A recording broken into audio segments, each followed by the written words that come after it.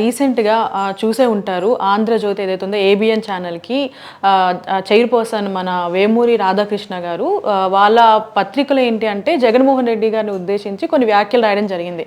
అంటే ఈ వ్యాఖ్యలు ఎంతవరకు కరెక్ట్ అంటారు? ఇలాంటి వ్యాఖ్యలు అంటే ఆయన ప్రతి ఆదివారం పేపర్లో కొత్త పలుకు అని చెప్పి ఎడిటోరియల్ రాస్తారు. రైట్.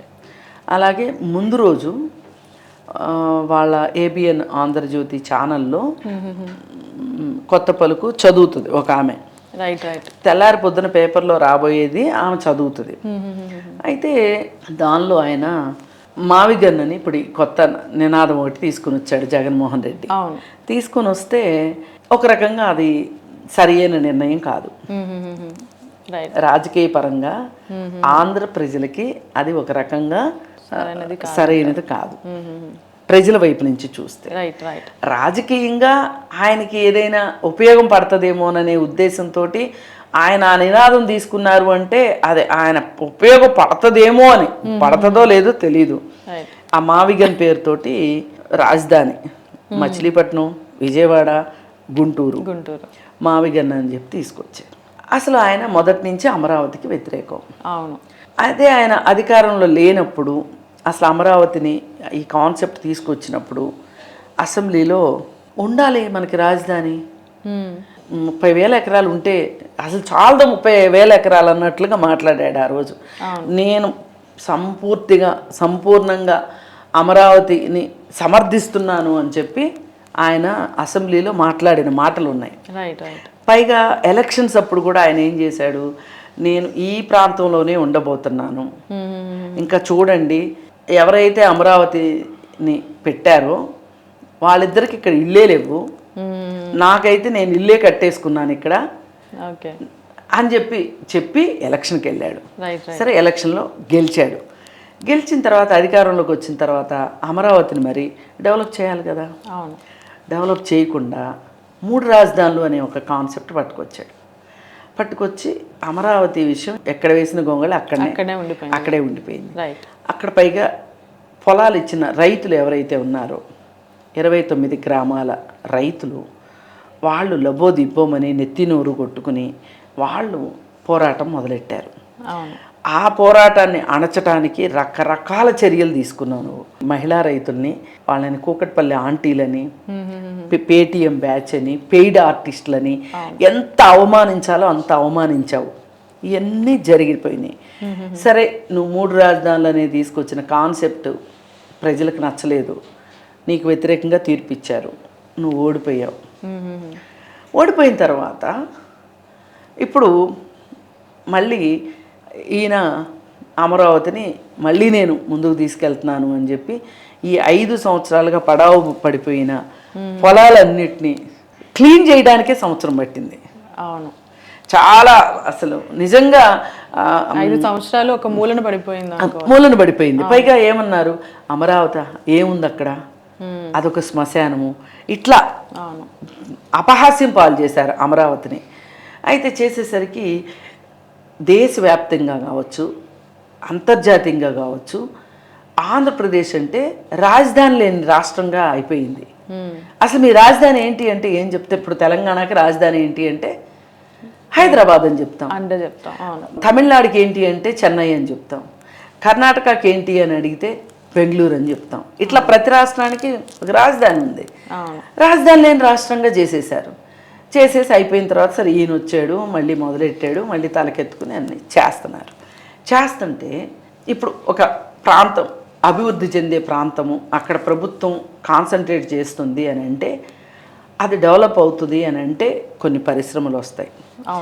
ఆ పరిశ్రమలు కట్టేటప్పుడు భవన నిర్మాణ కూలీల దగ్గర నుంచి అందరికీ అక్కడ ఉపాధి దొరుకుతుంది. అది ఆ ఫ్యాక్టరీలు కానీ ఆ ఆఫీసులు కానీ అవి మొదలైనప్పుడు అక్కడ జనసంచారం పెరుగుతుంది, ఉద్యోగాలు వస్తాయి, ఆ ప్రాంతం అంతా కళకళలాడుతుంది. అభివృద్ధి అంటే అదే కదా. ఎంత హ్యాబిటేషన్ పెరిగితే అంత. ఇప్పుడు ఒకప్పుడు ఈ ప్రాంతం ఉంది, ఇప్పుడు ఈ ఆఫీస్ ఉన్న ప్రాంతం మనిషిలోతు నీళ్లు ఉండేవి, ఇక్కడ తుమ్మ చెట్లు ఉండేవి, మొత్తం అసలు ఇప్పుడు కూడా ఖాళీ స్థలాల్లో తుమ్మ చెట్లు ఉంటాయి అక్కడ, అవే చెట్లు ఉండేవి ఇక్కడ. రైట్ నాకు తెలుసు 30 సంవత్సరాల క్రితం రైట్ నేను ఫస్ట్ టైం చూసినప్పుడు. అసలు ఈ రోడ్డు ఉంది కదా, ఈ మెయిన్ రోడ్డు, మెట్రో లైన్ ఉన్న రోడ్డు, ఆ రోడ్డు మునిగిపోయి ఉండేది. అభివృద్ధి చెందినప్పుడు అలాగే ఉంటుంది. ఒకసారి మనుషులు ఉండటం మొదలైన తర్వాత, హ్యాబిటేషన్ మొదలైన తర్వాత ఆ ప్రాంతానికే విలువ వచ్చేస్తుంది. అవును. ఒకప్పుడు ఇక్కడ గజం 200-300 అంటే ఎవరు కొనేవాళ్ళు కాదు, ఇవాళ లక్షల్లో ఉంది. తీసి పక్కన పడేసేవాళ్ళు. చాలా మంది కొనుక్కుని కూడా వదిలేసిన వాళ్ళు ఉన్నారు బోల్డ్ మంది. ఇక ఆ తర్వాత వచ్చి చూసుకుంటే ఎవరో ఒకళ్ళు ఆక్యుపై చేసేసారు. అంటే దీని అర్థం మనము ఆ భూమిని వినియోగించిన దాన్ని బట్టి, వ్యవసాయ భూమి అయితే వ్యవసాయము, పరిశ్రమలు పెట్టేది అయితే పరిశ్రమలు, ఆవాసం అయితే ఆవాసము, ఆఫీసులకి అయితే ఆఫీసులకి, అట్లా భూమిని వాడిన కొద్దీ దాని విలువ పెరుగుతుంది. ఆ ఉద్దేశంతో ఇప్పుడు అమరావతిని అందరూ కట్టుబడి ఉండాలి. అలాగే పెట్టుబడిదారులు రావాలి అంటే కూడా ఇది శాశ్వత రాజధాని అంటే కానీ రారు అనే ఉద్దేశంతో అసెంబ్లీలో తీర్మానం చేశారు. దానికి చర్చ రోజున కూడా వైసీపీ వాళ్ళు రాలేదు. అలాగే ఆ తర్వాత పార్లమెంట్లో చర్చ, ఆ తర్వాత రాజ్యసభలో చర్చ. అక్కడ కూడా ఏంటి, మిథున్ రెడ్డి లాంటి వాళ్ళు ఏం మాట్లాడారు, సింపుల్గా మేము అమరావతికి రైతుల పక్షాన ఉన్నాము, రైతులకు అన్యాయం జరగకూడదు అని చెప్పి, అమరావతి పేరుతోటి వ్యాపారం చెయ్యొద్దు, అవినీతి చెయ్యొద్దు అని చెప్పి అన్నాడు. అదేదో మంచి మాటే. తర్వాత వాళ్ళు పార్లమెంట్ నుంచి వాకౌట్ చేశారు. అలాగే రాజ్యసభలో కూడా ఇలాగే వాకౌట్ చేశారు. అంటే దేశం మొత్తం ఒకవైపు నిలబడింది, అమరావతి వైపు. దేశంలో అన్ని పార్టీలు, వైసీపీ ఒక్కటి, ఆఖరికి టిఆర్ఎస్ పార్టీ కూడా అమరావతికి ఆమోదం తెలిపింది. ఎక్కడ వెస్ట్ బెంగాల్, ఎక్కడ ఢిల్లీ, వీళ్ళని లేదు వాళ్ళని లేదు, దేశం మొత్తం ఒకవైపు ఉంటే జగన్మోహన్ రెడ్డి ఒక్కడ మట్టుకు ఆ రోజు సాయంకాలం ప్రెస్ మీట్ పెట్టి, ప్రెస్ మీట్లో మావిగన్నని ఒక కొత్త ప్రతిపాదన తీసుకొచ్చాడు. దీనికి దాదాపు అందరం అది వచ్చిన తెల్లారే అందరం మండిపడ్డట్టు చేశాం. నేను కూడా దాదాపు 4-5 వీడియోలు చేశాను దీని మీద. ఇప్పటికైనా అమరావతిని ఇలా చెయ్యొద్దు, అమరావతిని మనం చంపుకోవద్దు, ఇది మంచి పద్ధతి కాదు. ఒక శాశ్వత రాజధాని ఉండాలి, ఉంటేనే ఆ ప్రాంతానికి, ఆ రాష్ట్రానికి గుర్తింపు ఉంటుంది. ఊరందరిది ఒకదారి అయితే ఉలిపికట్టది ఒకదారిలాగా ఉంది జగన్మోహన్ రెడ్డిది అని మాట్లాడాం కూడా. మాట్లాడితే సరే, అది అయిపోయిన 2 రోజులకి కొత్త పలుకు వచ్చింది. ఇది ఇప్పుడు ఈ కొత్త పలుకుకి నేపథ్యం, ఇది బ్యాక్గ్రౌండ్ స్టోరీ అనమాట. అయితే ఇప్పుడు ఈయన కొత్త పలుకులో, ఇప్పుడు మనం ఇందాక నుంచి ఇన్ని మాటలు మాట్లాడాం, ఎక్కడ ఎవ్వరు నొచ్చుకునేటట్లు కానీ, ఎవరు మనసు కష్టపెట్టుకునేటట్లు కానీ మనం మాట్లాడకూడదు కూడా. ఇప్పుడు రైతులు అన్యాయం అయిపోతున్నారు అంటే రైతుల పక్షాన మాట్లాడు, రైతులకి పూర్తి సహాయ సహకారాన్ని అందించు, మీ వైపు ఉన్నామని చెప్పండి. కానీ ఆ పేరుతోటి ఇంకెవరినో తిట్టాల్సిన అవసరం లేదు. ఇప్పుడు మనం ఇందాక 2 మాటలు మాట్లాడుకున్నాం, ఏంటి, కూకటపల్లి ఆంటీలని, పెయిడ్ ఆర్టిస్టులని, ఇవన్నీ ఈ మాటలు మాట్లాడకూడదు. ఈ మాటలు ఎందుకు మాట్లాడారు ఆ రోజు? వైసీపీ వాళ్ళే మాట్లాడారు. ఇలా మాట్లాడడం తప్పు. ఇప్పుడు రాజధాని కోసం పొలం ఇచ్చిన మహిళల్ని మీరు పట్టు చీరలు కట్టుకున్నారు, మీరు బంగారాలు వేసుకున్నారు, ఇలా మాట్లాడడం తప్పు కదా. ఇలా మాట్లాడినందుకు మనం విమర్శించాం, అంతేగాని ఒక స్థాయి దాటి, ఒక పరిధి దాటి మాట్లాడకూడదు. అంటే మరి ఈయన రాధాకృష్ణ గారు చేసింది ఏంటి అంటే పొరపాటు. ఇప్పుడు మాట్లాడేటప్పుడు ఉపమానాలు తీసుకొస్తాం మనం, సామెతలు చెప్తాం. అవి ఎలా ఉండాలి అంటే, పాత రోజుల్లో సామెతలు కొంచెం నాగరికంగా ఉండేవి కాదు, కొంచెం మోటుగా ఉండేవి. ఈ కాలంలో మనం కొంచెం చదువుకున్న వాళ్ళమయ్యి అభివృద్ధి చెందాము అనే ఒక ఉద్దేశంలో అది ఎలా కనిపిస్తుంది, మనం చదువుకున్నాము, మనం కాస్త డెవలప్ అయ్యాము అనేది ఎట్లా తెలుస్తుంది? మన మాటను బట్టే తెలుస్తుంది, మనం వాడే భాషను బట్టి తెలుస్తుంది. ఆయన వాళ్ళని వైసీపీ క్యాడర్ను ఉద్దేశించి ఆయన మాట్లాడారు.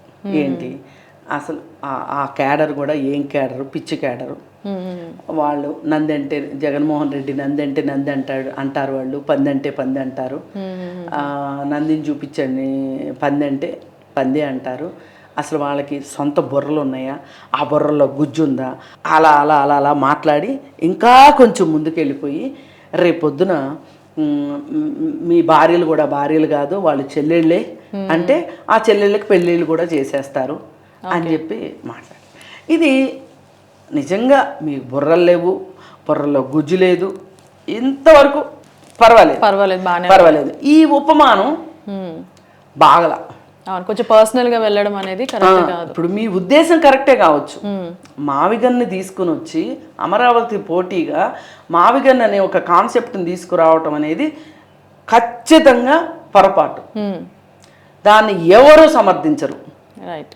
చాలా మందికి ఆ పార్టీలో పెద్దవాళ్ళకు కూడా గొంతు దాకా ఉంది. ఏంటిది, మనమేమో చాలా కష్టపడుతున్నాం ఈ పార్టీని మళ్ళీ పైకి తీసుకురావడానికి, ఈయన అప్పుడప్పుడు వస్తాడు, వచ్చి ప్రెస్ మీట్లు పెట్టేసేసి ఇలా మాట్లాడేస్తాడు.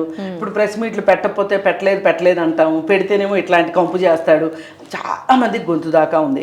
ఎవరో ఒకళ్ళు ఇద్దరు మట్టుకు బయటకు వచ్చి అంబటి రాంబాబు లాంటి వాళ్ళు, లేకపోతే ఇప్పుడు కొత్తగా అక్కడ ఏవో పదవులను ఆశించి వెళ్ళిన వాళ్ళు, అలాంటి వాళ్ళు మావిగన్ని ప్రశంసిస్తా మాట్లాడుతున్నారు తప్పితే ఎవ్వరు దాన్ని ఆ పార్టీలో వాళ్ళు కూడా నిజంగా జీర్ణించుకోవట్లే. అయితే మీరు అలా చెప్పాల్సిందే తప్పితే ఇలా వ్యక్తిగతంగా వెళ్ళేసరికి అది ఆ ఉపమానం కరెక్ట్గా లేదు. లేకపోయేసరికి ఇంకా వాళ్ళు బగ్గుమన్నారు. బగ్గుమని మళ్ళీ ప్రెస్ మీట్ పెట్టాడు ఆయన, ఎవరు, జగన్మోహన్ రెడ్డి. పెట్టి నేను వస్తా అధికారంలోకి, నేను వచ్చిన తర్వాత నిన్ను పోలీస్ స్టేషన్ చుట్టూ తిప్పకపోతే చూడు, ఎన్ని పోలీస్ స్టేషన్లు ఉన్నాయో అన్ని పోలీస్ స్టేషన్ల చుట్టూ తిప్పుతాను, నీ సంగతి చూస్తాను, అది చేస్తాను ఇది చేస్తాను అని చెప్పి మాట్లాడటం ఏదైతే ఉందో, నీకు అధికారం వస్తే ఇదా నువ్వు చేసేది? ఇందుకా నీకు అధికారం రావాలి? నిన్ను నీ పార్టీని తిట్టిన వాళ్ళని శిక్షించడం కోసం నీకు అధికారం రావాలి. ప్రజలకి ఏం చేస్తావు నువ్వు? అవును, ఏం చేస్తానని చెప్పి వస్తావు అధికారంలోకి? మాదొక బ్లూ బుక్ ఉంటుంది, అది ఇది ఇష్టారీతిని మాట్లాడేశాడు. మాట్లాడేస్తే ఇది చాలా విమర్శలు పాలవుతుంది. ఇప్పుడు నేను స్టేషన్ చుట్టూ తిప్పుతాను అన్న మాట ఏదైతే ఉందో, ఒక్కసారి గతంలోకి వెళ్ళి చూస్తే రఘురామకృష్ణంరాజుని, అచ్చెన్నాయుడిని, అట్లాగే ఇంకొక ఆయన్ని ఎవరినో బూటకపు కేసులు పెట్టి స్టేషన్ చుట్టూ తిప్పింది, ఇది గుర్తొస్తుంది. అంటే అప్పుడు కూడా నువ్వు కక్షపూర్తిగానే చేశానని ఒప్పుకున్నట్టేగా ఇప్పుడు. అవును, చంద్రబాబు నాయుడు గారిని కూడా ఒక చోటు ఉంటే అరెస్ట్ చేసి తీసుకెళ్లి 53 రోజులు జైల్లో పెట్టారు. కాకపోతే ఏది ఏమైనా ఇలా కక్ష సాధించడానికి నీకు అధికారం ఇవ్వాలా, ప్రజలకు ఏమన్నా చేయటానికి నీకు అధికారం ఇవ్వాలా అనేది ఇక్కడ పాయింట్. ఈ పాయింట్లో జగన్మోహన్ రెడ్డి తనకి తాను సెల్ఫ్ గోల్ చేసుకున్నాడు. అవును, అసెంబ్లీకి వచ్చి అమరావతి తీర్మానం మీద మాట్లాడకపోవటం, రాకపోవటం అనేది ఒక చారిత్రక తప్పిదం, మిస్టేక్. అది ఇంకా డౌట్ లేదు. మళ్ళీ అసెంబ్లీ రాదు, మళ్ళీ అవకాశం రాదు, చర్చ జరగదు. సరే, పార్లమెంటుకు నువ్వు వెళ్ళక్కర్లేదు అనుకో, పార్లమెంట్లో నీ వాళ్ళు కూడా మాట్లాడే వాళ్ళు కూడా వంకర టింకరగా మాట్లాడుకోకుండా, వీళ్ళు మొదటి నుంచి చెప్తుంది ఏంటి, అమరావతి పేరుతోటి ఇన్సైడర్ ట్రేడింగ్ చేశారని కదా పోయినసారి 3 రాజధానులు అన్నావు.